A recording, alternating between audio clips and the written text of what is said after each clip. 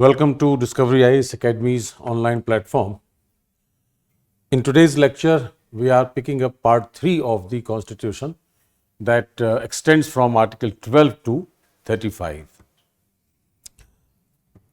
This particular chapter is extremely important for the examination, be it prelims or mains.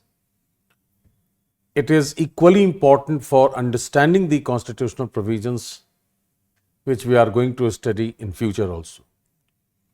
And probably this is the most important topic. Why? Because Indian political system or India's governance system primarily focuses on the protection of fundamental rights.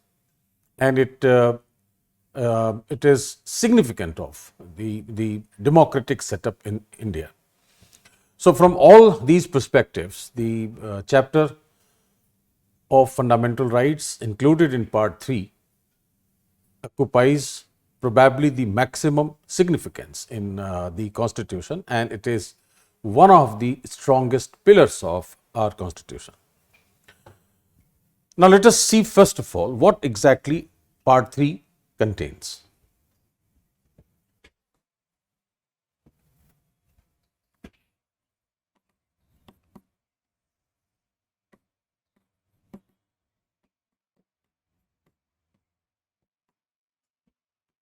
Extends from Article 12 to 35.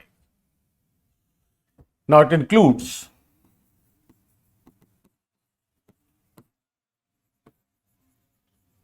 definition of state in Article 12.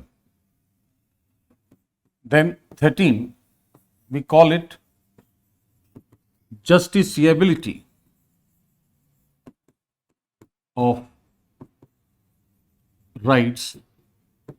We may also call it relationship between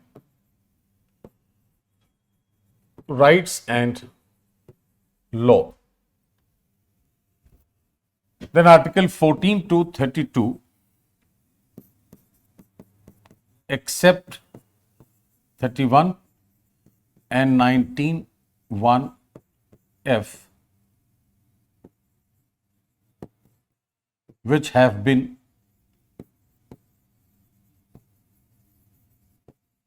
repealed.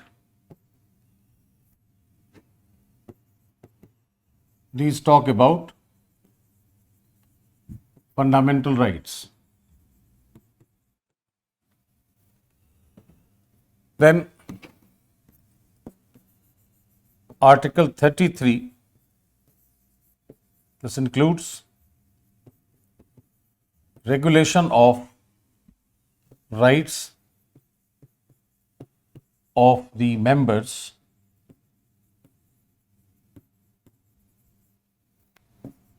of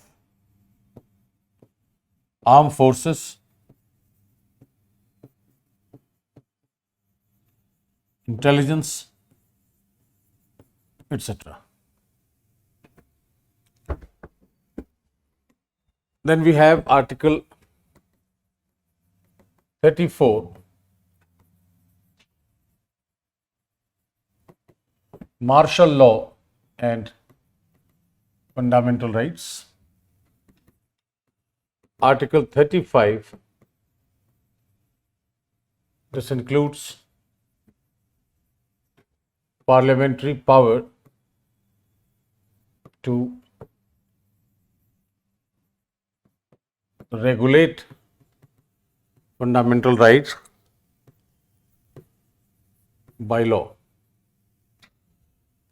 Now part 3 also includes Article 31A, 31B, 31C as land reform measures.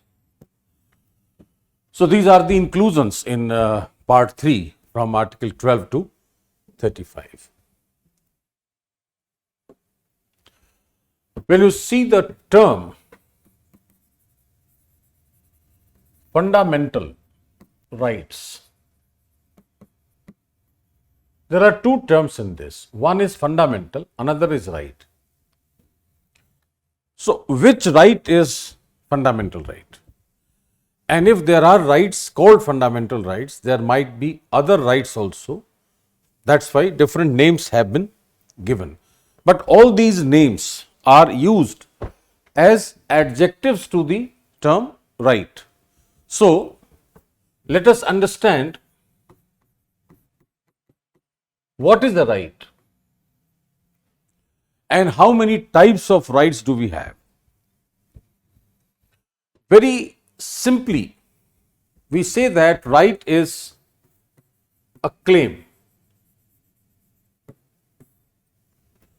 A claim made by someone against those who have either given such rights or are authorized to regulate the rights. Say, for example, if A as an institution gives right to X, and if this right is not protected or X is not able to enjoy that right, then he will make a claim against this, because he is authorized to either regulate the right given to X or A itself has given the right to X. So, right is a claim which is made by a person against the agency or the authority which has given the right or is authorized to regulate the right. Now, suppose a right is given by the society. So, and my right is being violated. Then against whom in the society I should make a claim? Against my family? Against the community? If in the community, against whom in the community? It means if the claim is not associated with any law, the claim loses its significance. For example, must have heard this word untouchability.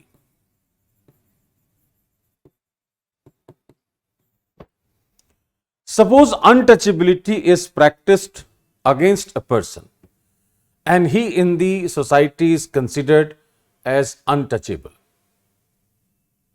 And suppose he is denied of entering the temple. Now his rights are violated. If this person does not have access to law or to the court, he cannot make a claim, because the people who have denied him, they will not provide remedy to him unless and until his right is linked to the law and he gets the accessibility to the court of law. It means if right is considered only as a claim, then probably protection of such rights would not be possible or would not be effective. So, any such claim must be associated or linked to law. So, more precisely, a right should be defined as a legal claim. Then only claim has certain meanings. Then only claim can be made effective and the person would be able to enjoy his rights.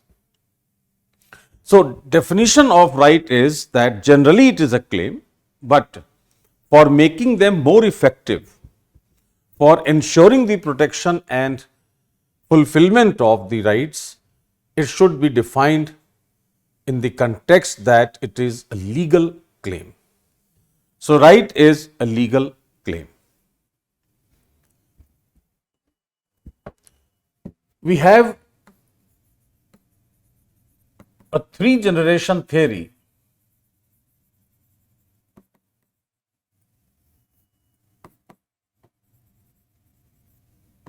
of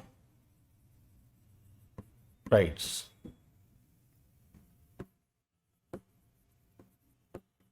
On the basis of source or nature. There are three generations. First,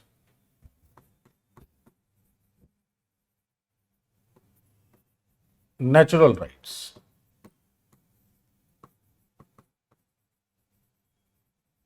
Acquired from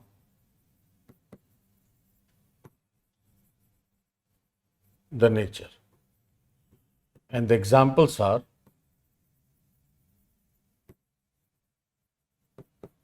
human rights. This is the first generation right, because the moment you are born, you get certain rights from the nature itself. Right to live, right to walk, right to eat, right to speak, right to move, all. So these are human rights, or the rights which are acquired from the nature. So the source of the right is the nature.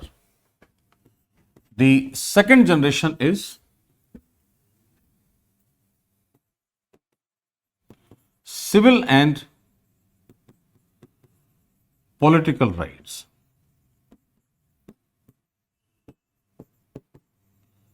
Given or regulated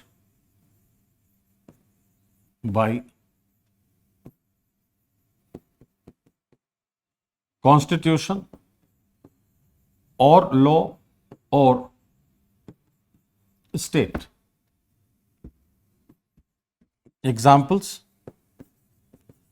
fundamental rights, Article 14 to 32. These are called civil and political rights. So either they are given by or regulated by the constitution or by law or by the state. And the third generation right is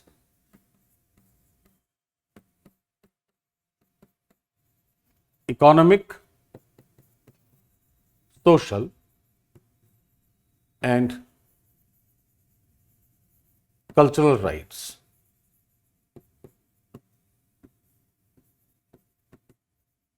Given by the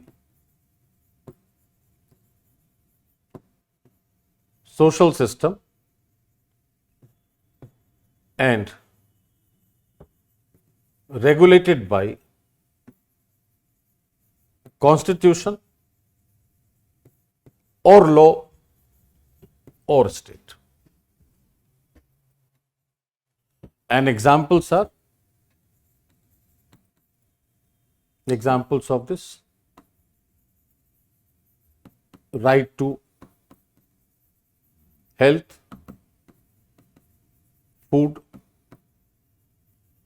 water, shelter,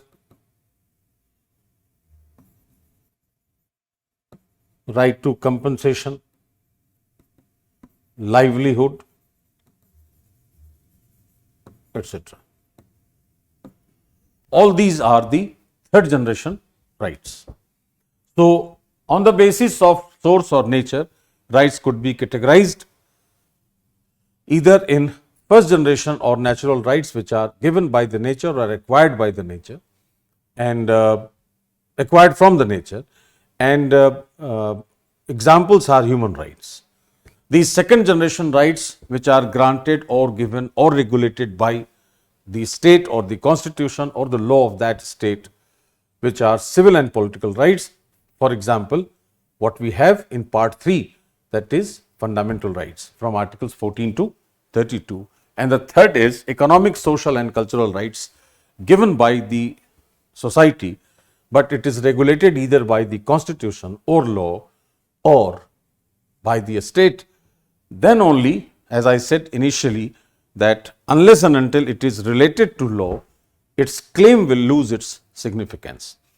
So, to make it effective and enjoyable, these rights are linked to constitution or law or state, and some of these rights are written as examples of health, food, safety, security, water, livelihood, all that. So there are three generations of rights across the world. Now, these three rights or types of rights or generations of rights are regulated at the international level by the United Nations system. So we call it international system of rights.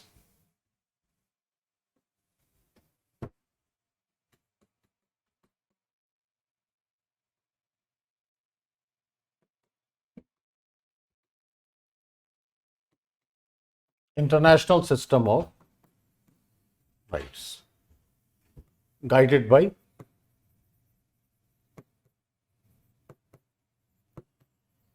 the UN.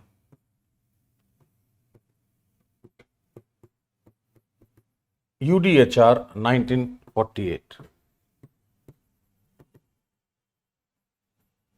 Universal Declaration of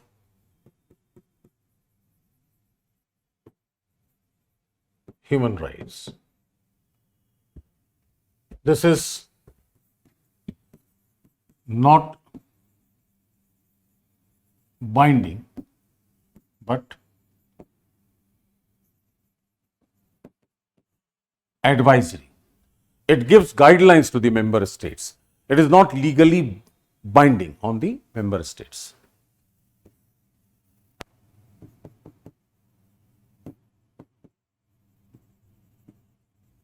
And this is implemented by two instruments. So we say implementing instruments. There are two. One is called ICCPR, another is called ICESCR 1966.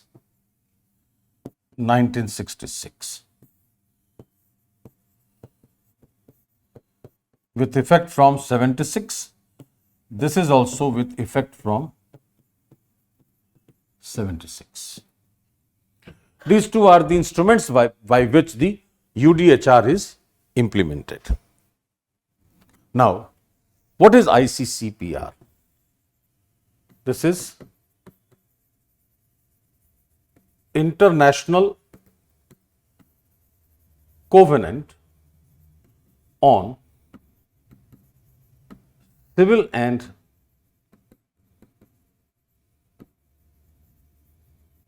Political Rights, and ICESCR is International Covenant on Economic, Social and